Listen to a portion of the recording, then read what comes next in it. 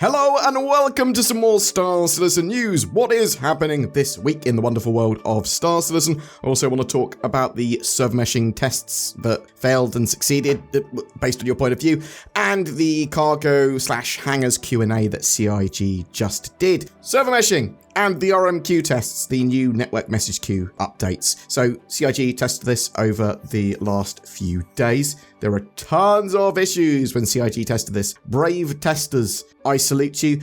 Lots of desync. I did not participate as I was busy. Also, I guessed that it was going to be mostly a stress test. CIG are really happy with the results and the data though, although if you were playing in them, you would have had some of the worst times. I mean, obviously not, but you know, very buggy, very desyncy, lots of interaction delay.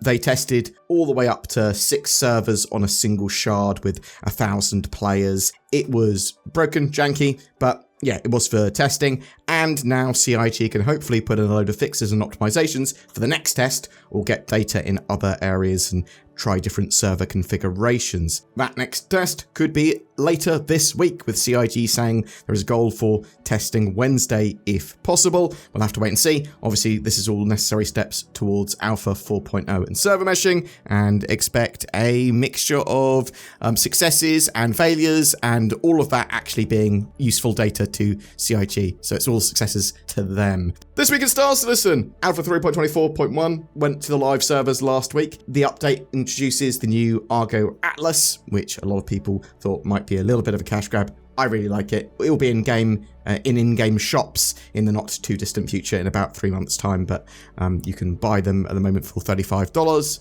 or from $35. If you really want one and you've got some store credit, maybe buy it with some store credit for $40 and then melt it later when you can buy them in-game. But that patch also gears up for the next global event, Blockade Runner. The Ninetales gang has grown bold in the Stanton system, and the CDF, the Civilian Defense Force, is counting on you to push them back. Unless, of course, you're more of a sailing open skies and take what you can carry type. You might just find yourself on the other side. Blockade Runner kicks off with Pirate Week this Tuesday, September 17th, so later today at time of recording. We'll see that new Blockade Runner event. Basically, that will task players with helping out one of the low orbit stations that will be blockaded by a load of Ninetales. You sort of are supposed to go to different points around Stanton and take back the Zeta Prolinade that those pirates have stolen. So you basically go and attack little groups and little fleets of ships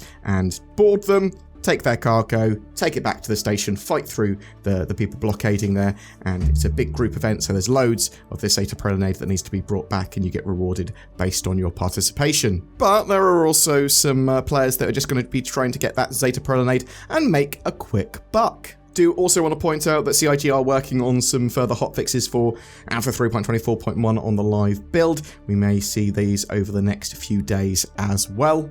3.24.1 is in a much better state than 3.24 live was, so bear that in mind. There are still bugs, but it's a huge amount better, very playable. This week marks 1 month until CitizenCon 2954 in Manchester. I'm very excited. We can't wait to see everyone there. And we'll have a hefty info drop coming very soon, including a map of the venue, the show schedule, and more. We'll also be distributing tickets straight to your inbox soon, and if you don't have a ticket, remember you can still celebrate from home with this year's digital goodies pack. Obviously, if you've got a CitizenCon ticket, you get a digital goodies pack for free anyway. It's also last call for the annual cosplay competition. If you want to get involved with that, you need to submit your application before the 27th of September. CitizenCon's going to be great. Looking forward to that info drop. It's going to be 19th and 20th of October, CitizenCon, but the celebrations will start earlier than that. I'm going to be down from the 18th in Manchester,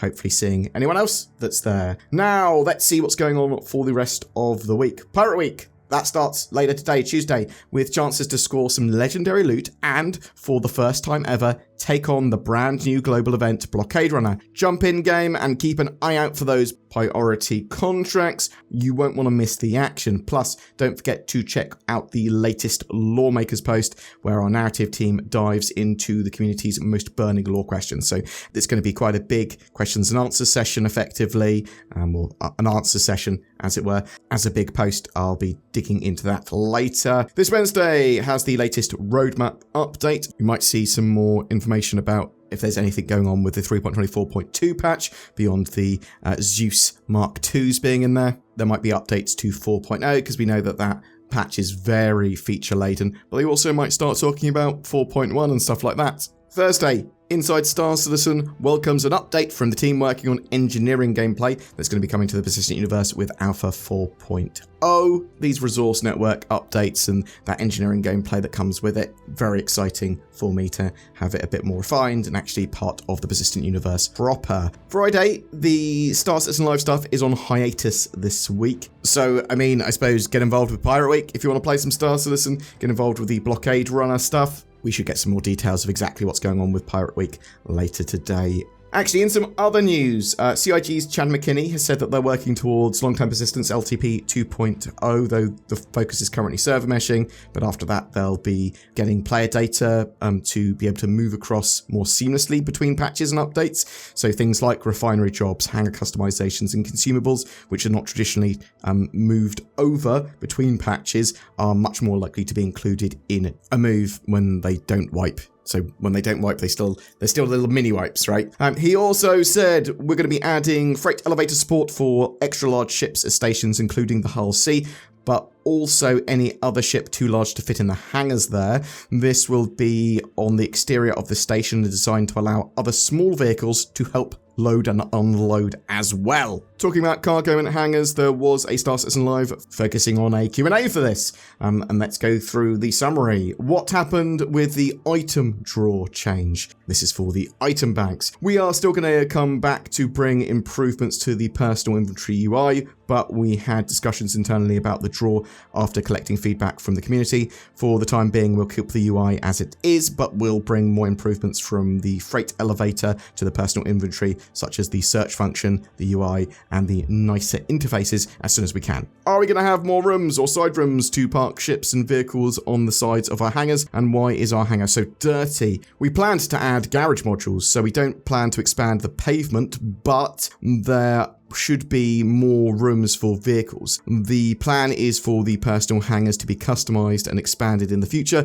The exact list of hangar modules is still being discussed, but you will be able to customize your hangars to a certain extent. So this is actually really cool for player bases and that sort of stuff. For the garage on the ground, we have done multiple passes already to make things tidier, and we'll continue to listen to your feedback to bring further improvements. The freight elevators are positioned a bit awkwardly in hangars. Has the team considered moving the elevator to accommodate? This goes back to the hangar modules. When the customization comes in, we anticipate you being able to move the freight elevators wherever you need it for your particular ships. Are there any plans for the station cargo decks to play a role in cargo hauling and logistics gameplay? These need a significant rework. They were built with an intention and a design philosophy that existed back then, and we have evolved our thinking on how these things should work. We will still rework and incorporate the decks so they better fit in the current cargo gameplay we now have envisioned. So yes, they will change in the future. What work is being done to stop our hangar decorations from bouncing around? It's a matter of physics. As server performance improve, including server meshing,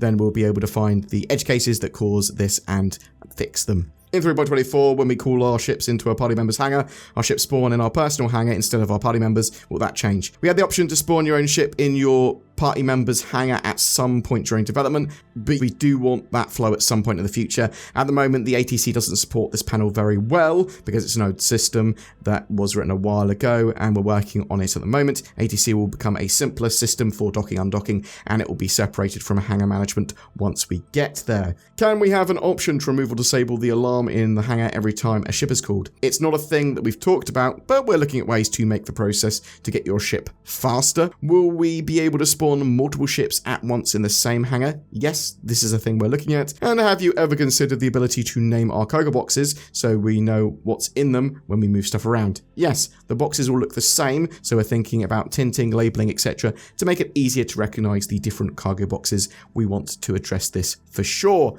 Boom! That's it for your updates today. Really looking forward to those cargo updates, some of the new ones that are coming, and just the sort of general evolution of those cargo mechanics and the way that they handle customization for hangars. Oh, I'm all about bases. I'm all about things that are similar to bases, and this is the first big step towards bases, right? The sort of customizable hangars. We do know that they're going to be showing off player homesteads at CitizenCon.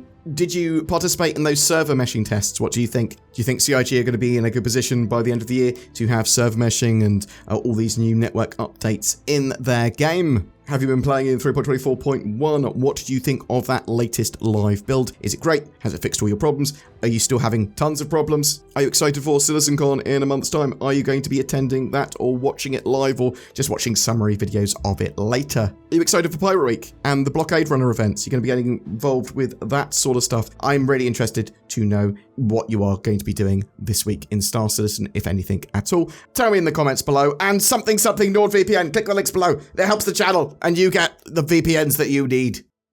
What's in the box? That is what Pandora asked. She was told not to open that box, but she did. The internet is like Pandora's box, full of the chaos of the world. And Pandora basically opened an email attachment asking to help a millionaire prince move money around. Bam! It was Medusa all along. You've turned to stone. Foolish! You should know your Greek mythology. What's not foolish is nordvpn.com/BoredGamer. NordVPN is potentially one of the greatest Greek mythological heroes. It helps protect you from the terrors of the internet, helping you be more secure and private, while also giving you great accessibility. You can use my links down below to get NordVPN cheap.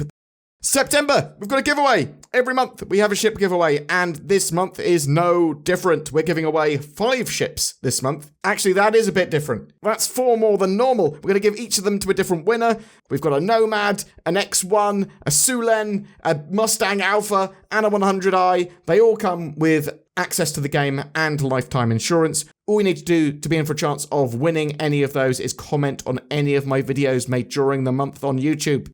I want to say a massive thank you to all our patrons and channel members. Your support allows us to make daily content. You are the best, and you should consider joining them by clicking the join button under my videos. It goes a long way in helping us, as does commenting, sharing videos, liking, all of that jazz. You do not have to chuck money at us, but if you want to, I'm not going to stop you. Thanks for watching, and have a great September.